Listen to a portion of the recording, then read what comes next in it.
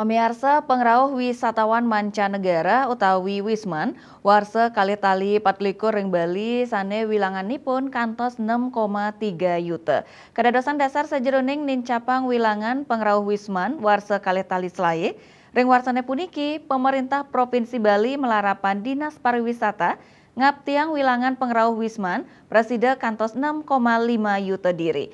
Indek pengrauh wisatawan domestik utawi Wisdom, kaaptiang kantos 10,5 yuta diri Wisdom.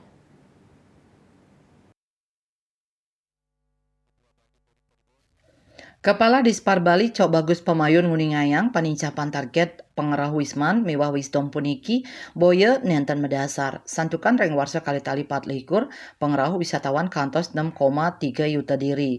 Wilangan inucap wantah kapolihang saking direct flight. Sane tedun utawi transit ring Jakarta miwasane rauh saking Gilimanuk durung kawilangin.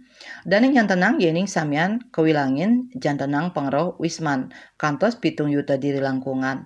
Sangkaning kahanan inucap Cok Bagus Pemayun yang tenang pisan pengeroh 6,5 yuta diri Wisman presida kapolihang ring warsa kali-tali selai.